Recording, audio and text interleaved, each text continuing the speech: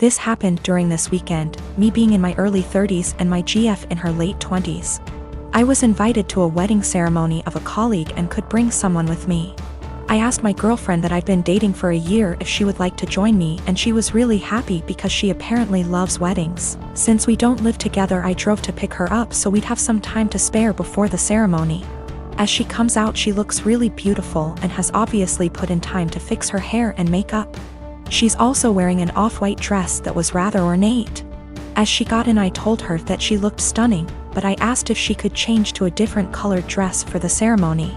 I'm not one for etiquette by far, but one of the few things I have heard everywhere is that you should not wear a white dress to a wedding unless you're the bride.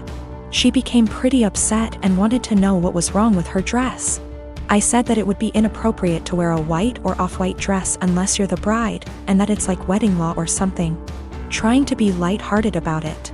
She rolled her eyes and said that it was an outdated tradition about women and virginity, and that when her friends got married everyone wore white and that it's not a big thing anymore.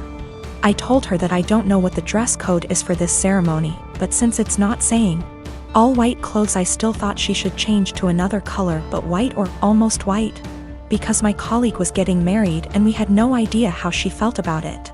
My GF became really upset and told me that I was trying to control what she was wearing and that it was abusive, which honestly made me really upset and hurt. I said something along the lines of, well, you shouldn't go to a wedding with an abuser then, and then I told her to off out of my car. She began to cry and wanted to apologize and give me a hug, but I just told her to get out, which she did. To clarify, we never left the driveway by her home. I did not drop her off in the middle of nowhere or anything like that. I drove off and she called and texted me a bunch. I answered, I don't want to talk right now, and then turned my phone off and attended the ceremony. The bride was the only one that was wearing white, so I feel as if my gut feeling was the right one. When I got home, my phone had blown up by texts from her and her best friend saying that I was being inconsiderate and controlling, and should apologize for my behavior. I've vented to a few friends, most of them agreeing with me, but some have said that it was an asshole thing to tell her that she could not wear her dress, because it had nothing to do with me. I feel as if I was in the right since it was my colleague's wedding and it was better to be safe than sorry. But I'm also not sure if I was being an asshole about the situation. My girlfriend found out about the thread, don't know if she knew my handle, or just found it, and we talked over the phone. She apologized and I apologized, and it was a pretty good talk. She asked if she could come over, and I said no and that it would be best for us to go our separate ways. She got upset and asked why I wouldn't even try to work it out. I basically just said good. Bye. And then she said my was small, which actually made me laugh after what had been a pretty mature conversation, and then she hung up. I'm pretty sad about it. She really made me feel happy. I was hurt, but if she did think I was being abusive, it would be the right thing to do. And if she did not think I was being abusive and said it anyways, I would not want to be with her. So anyways, I think things worked out for the best for us both. I'm a software engineer with a full-time job and a side hustle of doing freelance coding work in my own time. I've always been the type to have a side hustle I put a lot of my free time into. I get really bored sitting idle. My freelance hourly rates are $60 an hour, and at my full-time job, my hourly pay works out to about $40 an hour. So that's how I value my time. Anyway, over Christmas vacation, I was staying at my parents' house. My cousin was also staying over with her 3 young kids from Christmas to New Year's. I'd been planning on doing some work on my freelance projects when I had free time, in the mornings when my family had no plans. I wasn't in any rush. I was already ahead of schedule on them all, but I didn't really have anything else to do.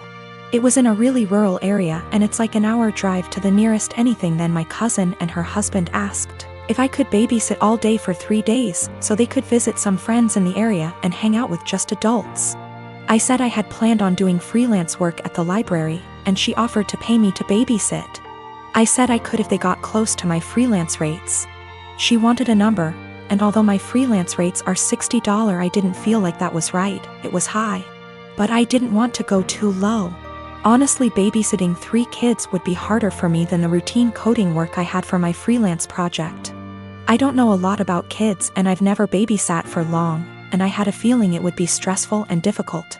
So I said $35, which is below what I make hourly at work, and what is the bare minimum I'd value my time for, if that time is spent doing difficult work. And she went crazy at me, saying that's a ridiculous rate for babysitting, that I was entitled and being selfish, that I'm trying to take advantage of how she didn't have other options, etc. I said that's way below what I'd be making if I had the time to do my own work, and I'd be putting off my own work to babysit.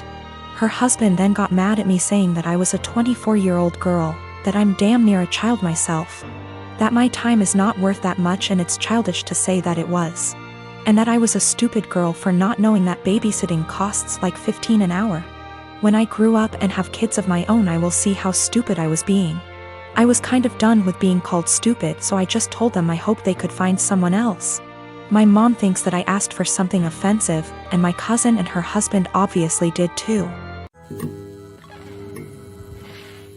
When my sister, Annie, was 18 and I was 21, she got pregnant and had a daughter, Sophie. She developed what we believe was postpartum depression, but was never diagnosed as she refused therapy. When Annie's school started up again, our mother took on all childcare of Sophie. As Mom took on more childcare, Annie seemed more like her old self, happy, outgoing, generally mentally healthy. Then within 6 months of Sophie's birth, Annie got pregnant again with another girl, Laura, and the cycle of PPD symptoms, Mom taking over, and Annie's mood improving repeated. When Laura was 2 and Sophie was 3, Annie decided to move out of our parents' home, alone, and said she wanted our parents to adopt / raise her daughters. They said no. Annie said she couldn't take care of the girls as she had her own life and being a parent made her miserable. My husband and I already had 4 kids of our own, we'd bonded with the girls, and we had the resources for 2 more. So we offered to take them in, and Annie let us legally adopt them before moving about 8 hours away. It's been about 5 years, and the kids are doing well. It was a rough start, but we're now a stable, loving, healthy family unit.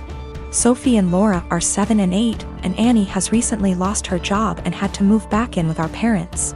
Annie has now asked for custody of Sophie and Laura.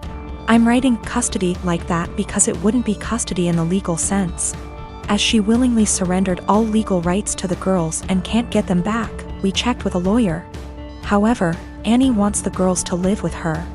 Initially she said she wanted them full-time and to legally adopt them back from us, which we obviously refused. Then she offered a compromise of alternate weeks, so 50 / 50 custody. Again, we refused. Given her insistence, we don't even want her around Sophie and Laura. So we've not been going by my parents' house as we typically do. It's been a month of constant badgering, insisting we let Annie bond with her daughters and allow her to at the very least take them for overnight visits, saying that Annie had PPD 5 years ago, and now she's ready to be a parent. I've responded that we are not babysitters, we are Sophie and Laura's parents. They're in a good place and this will be detrimental to all 6 kids. And Annie doesn't get to step in now when she never stepped up in the first place. The response from my parents and Annie is that I'm being unsympathetic to her PPD and I should let her at least have a chance, rather than deem her unfit without giving her a chance to prove herself. Plus, given that we already have 4 kids other than them, Sophie and Laura could probably do with a smaller household, and saying we're being unreasonable for not allowing Annie to bond with her kids. I am a 28-year-old female, and I do babysitting on the weekends to make extra cash. There is one family I definitely should have phased out by now, but the kids are cute and if I don't have another job, it's easy money. My issue is, the mom is never home on time. She used to not give me return times, but finally I started asking as it made it impossible to get anything done on the weekends. I'd go babysit so she could go to brunch, but she'd be gone from 11 a.m. to 7 p.m. My whole day was gone. After that, she'd start giving me times but never stick to them. She wouldn't even call to tell me, she'd just stay out. On Saturday, I got to her house at 6 and she was supposed to be home by 9. I told her she needed to be on time because I had plans to go out with friends. I was even getting ready at their house after I put the kids to bed. She promised. Of course, 9 o'clock rolls around and she's not home. I call her, no response. Text, no response. Another hour. Nothing. Still calling and texting. Finally, it is midnight. By this point, my plans are long ruined, but I'm pissed and exhausted. I call her and leave a voicemail saying if she's not home in the next hour, I'm considering the kids abandoned and calling the cops. I also text her this. I try calling her 30 minutes later and it goes to voicemail on the second ring. I text her again and she leaves me on read. If she had reached out saying, hey, I'm staying out until X time, I would have stayed. I don't know any of her family nor the father of the kids, so I can't call them. I gave her a grace period of 15 minutes and tried calling again, finally called the cops, non-emergency line. They showed up and I showed our agreement in text from earlier in the week confirming that she'd be home by 9. They tried contacting her, didn't answer. I was dismissed and they took the children to the police station. I go home and go to bed. I am awoken at 3 a.m. by a frantic call. It's her. Where are the kids? Why am I not here? I tell her I followed through on my threat, check the police station.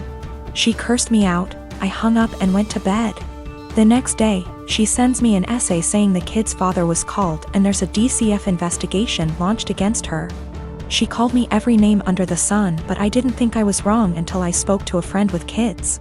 She said I should have just waited it out and refused to ever sit for her again.